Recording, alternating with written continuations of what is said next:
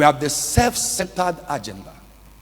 The self-centered agenda in a relationship is the type that the person stepping in, either the male or the female, has a self-interest.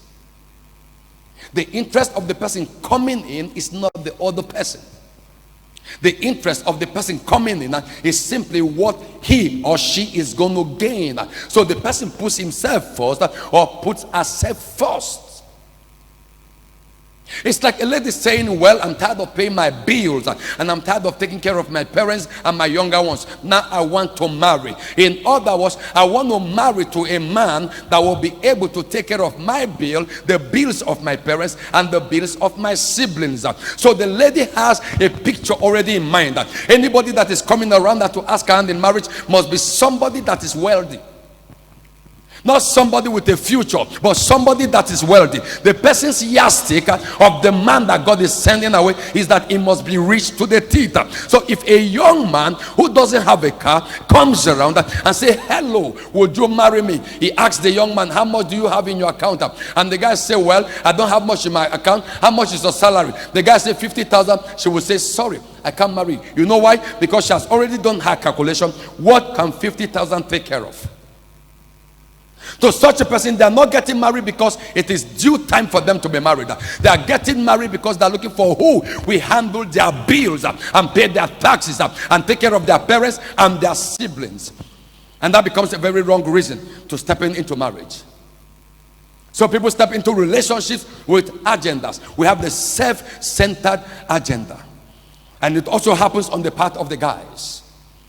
A guy looks around, job is not working. Some are very, very selfish. When I mean selfish, they are born dead selfish, wickedly selfish. So they eye ladies. They weigh them by the class of cars that they drive. They weigh them by the kind of place that they work. So a young man walks into a lady's life, woos the lady, wins over the lady, and then the next thing is, where do you work? If the lady say where she works in one supermarket, the guy will just backslide. Because he knows that there is nothing that lady can give to her from there. If the lady says, okay, she works in one of the five top organizations or institutions or parastatals or ministries, the guy now begins to weigh what he can drain from the lady. If her salary is 200,000 naira and I tell her that I have a need of 70,000 naira, she can part with 70,000 naira without filling it up. If her salary is 150,000 naira and I tell her I have a need of 50,000 naira, she can part with 50,000 naira without filling it. So he has done his budget on how much he's going to drain from her and what he's going to use the money for. And if he steps in and he realizes that the lady is smarter than him, he calls the lady demon. Why? Because the lady is not the easygoing types. The selfish motive, the selfish agenda. Then we have the help you agenda.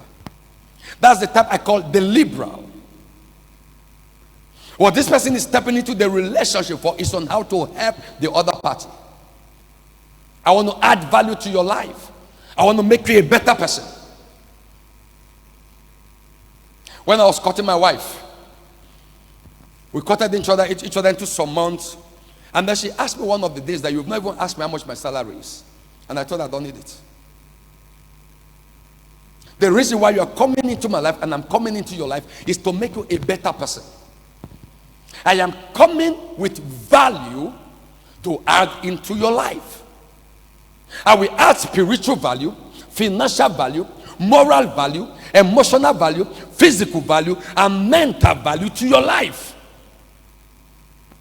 I want to help you, assist you, or join faith with you to make you a better person. So when you step into relationships, that beyond being carried away by the emotions, we're coming to that. I'm not going to dig into that much again. That is the mind, the will, and the emotions. I'm not going to dig into that. But let me just say this here. Before you get carried away by emotions, let your mind work. Ask yourself, what am I bringing to the table? And what is that person bringing to the table? I love you is good. But where I love you overtakes the place of what vision is. A time will come and love you will fade out. And there will be nothing to fall back to. So don't get carried away by eateries. Don't get carried away by joints. Don't get carried away by cinemas. Don't get carried away by gardens. They are good. They spice up the relationship. But you see, before eateries and joints and cinemas and gardens come into being, make sure there is a direction, there is a vision. Then these things can add spices to it. Don't get carried away. When you pick your phone, you are in the cinema, selfie, bam, you want to let the world know that this is where you are. You can put it on Instagram, and yet the marriage will not happen. Don't carry it away with the peripheral, the shallow things of the relationship. Be wise enough to understand where you're heading to, what your drive is, what the destination you're going to. Be smart enough to know where you're going to.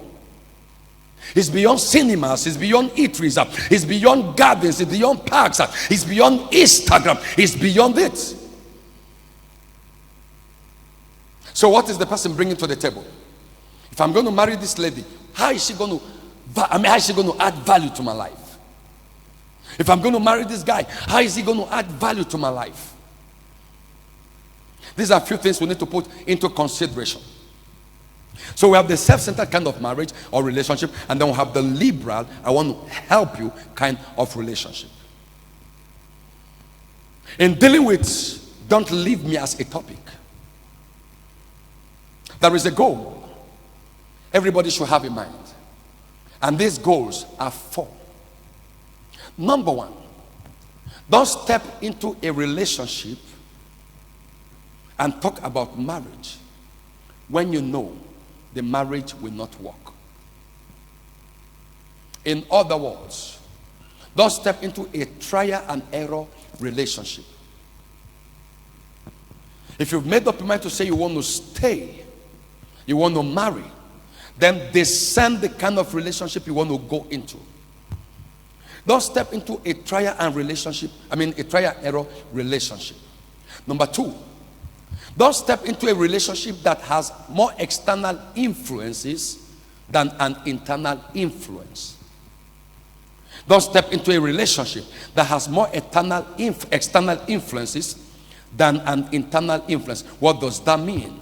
It means the person or the people involved in the relationship don't do anything or say anything until they hear from somebody else. Don't step into such relationship.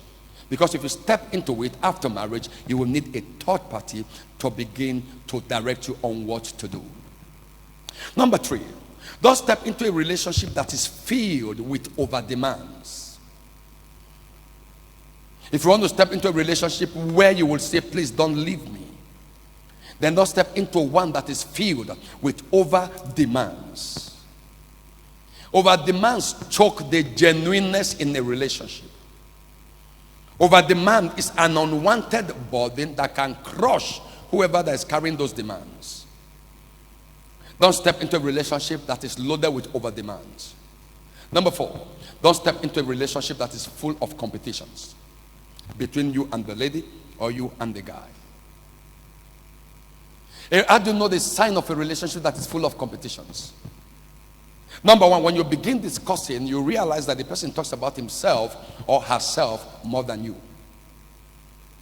The person discusses themselves more than the other party. Everything is I, mine, and me. Me, I, and mine. That is a highly competitive relationship. If the lady has a car, the guy will want to take over the car in courtship. If you want this relationship to work, give me your car, or else the relationship will not work.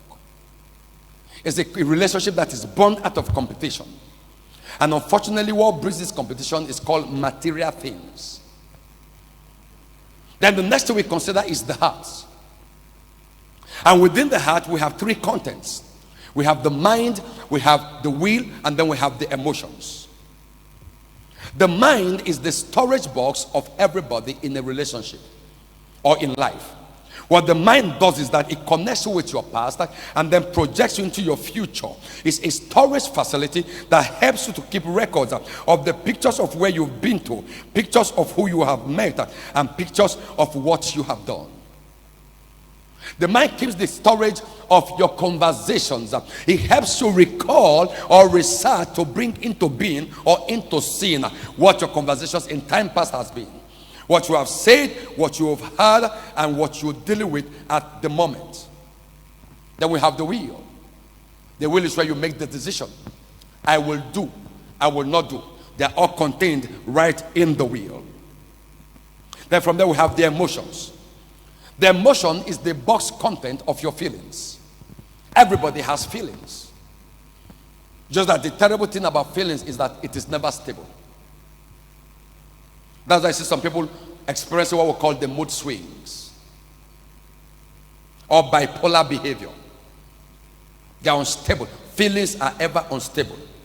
That's the reason why somebody can tell you that I love you today and tomorrow the person changes his or her mind. Why? Feelings is what is riding them, is what is driving them. That's why the same guy who say I love you today can start beating you in marriage and beat you to pulp. Why? Feelings change. That's why people can wed themselves right now and tomorrow they're calling for divorce. Why? Feelings change. Feelings are never dependable. They are never stable. Praise the Lord. Are we good this morning?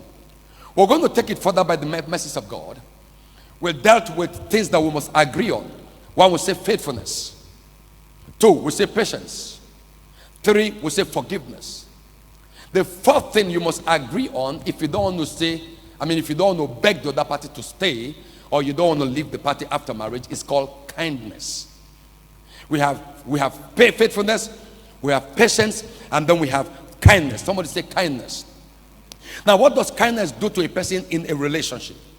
What kindness do is to help you carry the burden of the other person without complaining. Kindness brings the softer part of you out. There are two sides of every being. We have the harder part, which is the warrior part or the fighting defensive part. Then we have the softer part, which is the love part or the caring part. May you not get connected to somebody that will want to use his or her harder part to relate with you. As I am right now, I'm somebody who hates oppression. I can fight anybody for oppression. I hate being oppressed. I hate being taken as a fool. Let's assume I got married to my wife. Okay, not assume, I'm already married to my wife. But let's say before I got married to my wife. There is the hard part and there is the soft part. The hard part is that I don't take anything. I don't take mess. I don't take trash. I'm going to get married. There's the possibility of my wife offending me or saying something one way or the other that I would not like. The question is, how do I relate to her? In expressing my kindness, I develop a behavior that she will be comfortable around.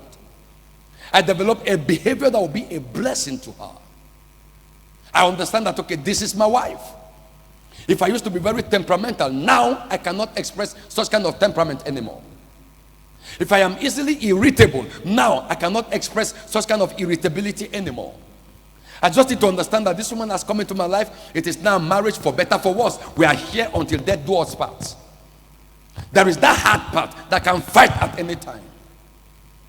For me to get provoked and begin to beat up my wife is a clear sign that I don't have kindness. Is somebody getting me? So in kindness, like, you put the person before you. You consider the person more than yourself. And that is what the Bible says. When it comes to marriage, you prefer your spouse to yourself. So you eliminate any form of meanness, any form of harshness, any form of wickedness. You eliminate it.